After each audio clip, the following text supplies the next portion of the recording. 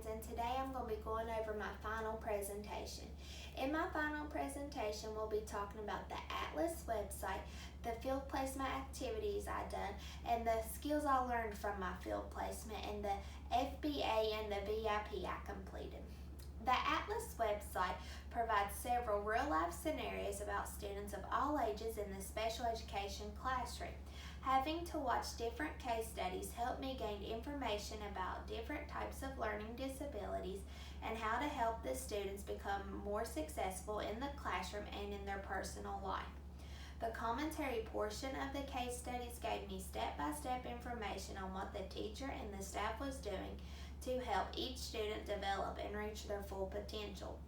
The commentary also had a reflection component. This is where the teacher explained what they would do different the next time they done the lesson and what they found worked the best.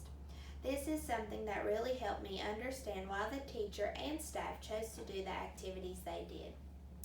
In Field Placement 3, I created a social story about what is a friend. And right here is the social story that I done. In my social story, I went over what is a friend, which is someone that makes you happy, someone that makes you laugh, someone you can trust, someone that helps you when you need it, and someone you like to spend time with. When talking to a friend, it is important that you make eye contact with them, communicate with each other in your inside voice, be kind and respectful, give each other personable space, and let them finish what they are saying before you speak. When is the right time to talk to a friend at school? In your free time, when the teacher says it's okay to talk to each other in the classroom, at recess, during lunch, or during group work if your friend is in your group. It's important that you'll always be a good friend. And as you can see in this social story I created, it is very colorful and elementary appropriate. And as you can see, this social story is short and it's to the point, which is very important when dealing with elementary students because their attention span is very low and their mind likes to wander. So if you keep it short and sweet, they're more than likely going to pay attention to it.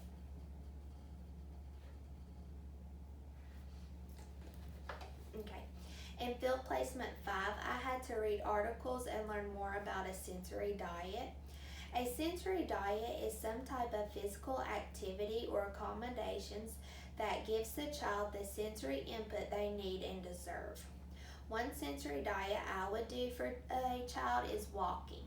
This will give the student the exercise they need and it will allow them to burn some of their energy off. I would also have the students walk the halls or outside with me whenever they could. Another idea is jumping jacks. Jumping jacks is something that kids love to do. It is also a great way for children to use their whole body in a fun exercise. Another idea for a sensory diet is drawing. Having children draw will let them get involved with their imagination and it is a great way for them to relax. This also lets the child use their cross motor skills, which is very important, especially if they're struggling with them. In Field Placement 6, I learned about the different factors that can interfere with neurodevelopment and issues with exfoliating functioning.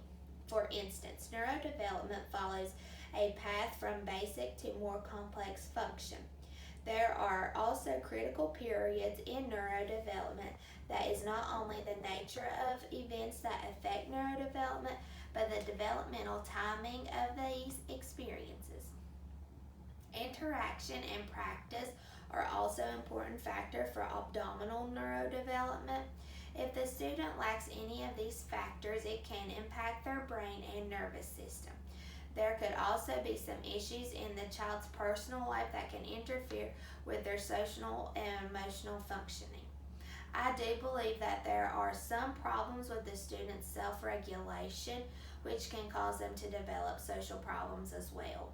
The students in the video that I watched for this field placement compared characters from the book, and the teacher went over how the student would feel if they were the characters in the book. And this is a great way for students to see put themselves in other people's shoes and see how it really does impact the person with the behavior and actions that they chose to show that person. In field placement 9, I learned more about bullying. In the articles that I had to read, it gave me lots of information about bullying, which is important to know when you are working with children and teens. As a teacher, you need to be aware of the signs of someone being bullied, how to handle the situation, and how to help the student. And you want to help the student that is being bullied, and you want to help the student that's the bullier. In field placement 8, I got done a get to know you activity, which is a fun way for the teacher to get to know their students. The activity I chose was 2 truths and a lie. In this activity, each person goes around the room and tells everyone 2 things that are true about them and 1 lie about them. In this game, the students want to pick out the lie that the child told. I played this game in middle school in almost every classroom during the first day of school. I feel like this game is a fun way for the students to communicate with each other and learn more about their peers. This is also a great way for the teacher to get to know their students better. In field placement 14, I made a chart about the different types of communication activities that I would use in my future classroom. And the first activity I put was show and tell. In this activity, each student will bring something they like and show it to the other students and tell them about it. And as you can see right here, this little girl is showing her pet bird to all of her other peers in the classroom. Another activity I would do is picture storytelling. In this activity, the teacher provides the students with a set of pictures, and the students arrange the pictures in a logical sequence and tell a story from it. Another activity is famous pairs. In this activity, you will create a well-known pair such as peanut butter and jelly or Romeo and Juliet. Each student will receive a post-it note with 1/2 of a famous pair on their back.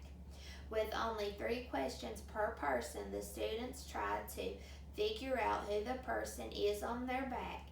Once the person has discovered who they are, they need to find their partner. Another communication activity I would do is a blindfold game. In this activity, students will create an obstacle course with everyday items in the classroom and a student will be blindfolded, and the other students will work together to help the student that is blindfolded navigate through the obstacle course. Another communication game is a telephone game. In this activity, you have the students sit in a circle and you have one student whisper a message to the student beside them. And then that student passes the message on and the last student who receives the message will say it out loud and see if the message has changed. Another communication activity I would do is the Guess Who game. In this activity, students are required to ask questions in order to guess who the other student is. The student responds and then asks a question in return. And this is a picture of the board game. Another communication game that I would use in my classroom is What is in Ned's Head.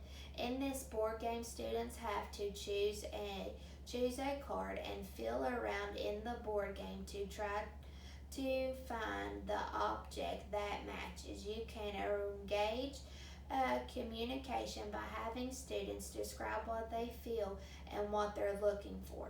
And right here is a picture of the board game. Another communication activity that I would do is I Spy with My Little Eye. In this activity, a student picks something in the room and says the color of it, and the other student takes turns guessing what it is. And then there's the Listen and Draw activity. In this activity, one student gets in front of the classroom and explains in detail something for the other students to draw on a piece of paper. Another activity that I would do is the Duck Duck Goose game. In this activity, students gather in a circle and another student walks around the circle tapping everyone on the head, and when the student says goose on a student's head, the student must catch the person before they get back in their seat.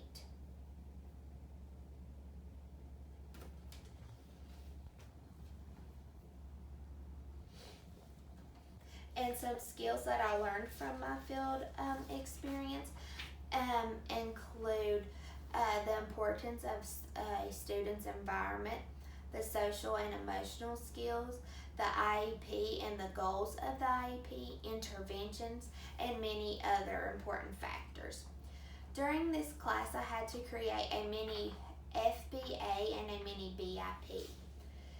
An FBA is a functional behavior assessment, and it is required to be conducted if the student violates a code of conduct, which is resulting in a change of placement, and it is determined to be a cause of the student's disability.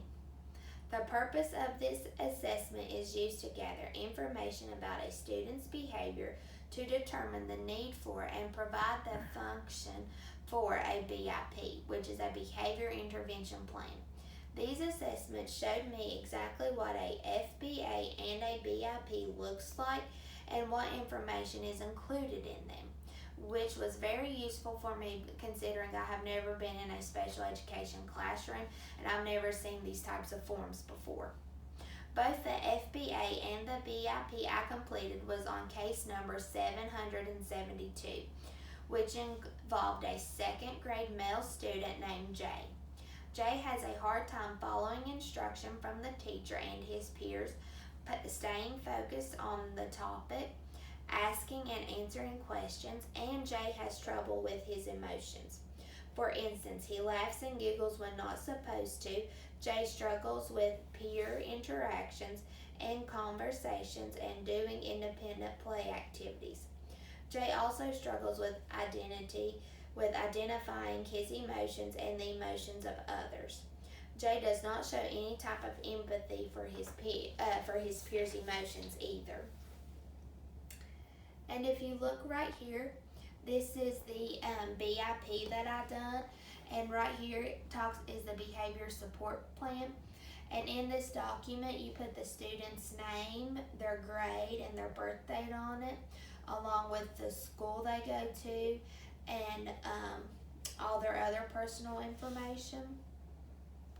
And in the BIP, you put the target behavior, the baseline measurement frequency, the settings and the events that take place, the near school settings and situation responses, a hypothesis statement. And in the behavior intervention plan, you're going to be talking about the changes in the environment, identifying and teaching a functional replacement behavior. And then you're going to talk about additional behavior skills and thinking that you want to include for the student, positive reinforcers, relative strategies, discipline action if appropriate. And you're also going to be talking about teaching replacement behaviors and additional new skills and behaviors provided reinforcements.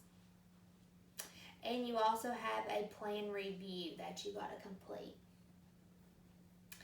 And right here is the FBA that I done on Jay. And right here it talks about the student's strengths, the description of the behavior that's being targeted, the setting of when the behavior occurs in the classroom or in the student's personal life, consequences and educational impact, other potential variables, prior interventions, a hypothesis of the behavioral function, and a summary and recommendations that the teacher or staff can give the student. Thank you for listening to my final presentation.